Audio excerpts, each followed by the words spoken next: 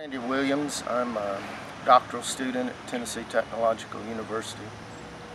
I'm working on a dissertation that concerns the dichotomy of the sacred and the profane in American roots music.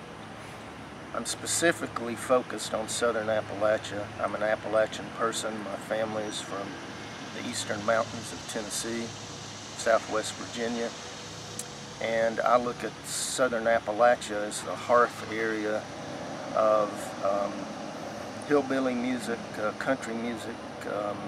As a matter of fact, I'm kin to A.P. Carter, and my grandmother, my maternal grandmother, was Lester Flatt's second cousin. So I've always had an abiding interest in this subject. But I didn't come to it until later on in life. I've kind of lived a lot of country and blues songs. I've been sober for 16 years, going on 17 years. I've kind of had my ups and downs, but that adds to the richness, to the whole milieu of the study.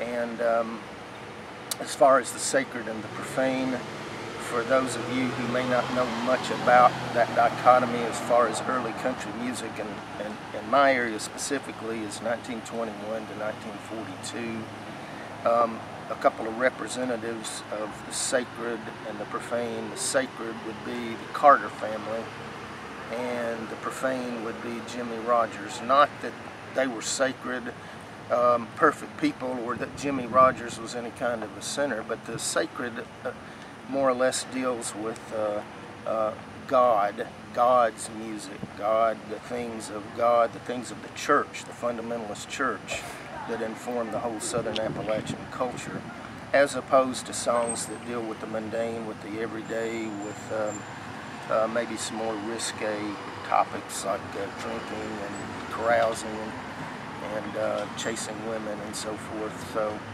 the working title of my dissertation at this point is Hellhounds on My Trail, the dichotomy of the sacred and the profane in American roots music. Hellhounds on My Trail, I lifted that directly from the great Delta blues musician Robert Johnson in his tune Hellhounds on My Trail. And if you study the lyrical content of a lot of early blues, early hillbilly music, which they're intimately linked together, you will see many references to the idea that people are conflicted between the sacred and the profane, playing God's music or the devil's music, as it's come to be called, which would be anything outside the church.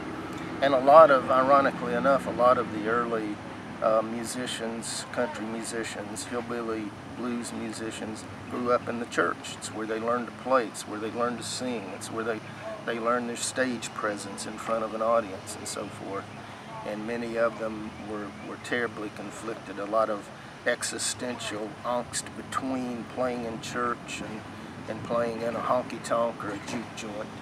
And I think it's a very interesting topic. I think it's one that hasn't been fully explored, at least to the way that I have it envisioned. So I think that once it's done, it will be something of interest to all country music and hopefully blues music fans, and I look forward to getting it done.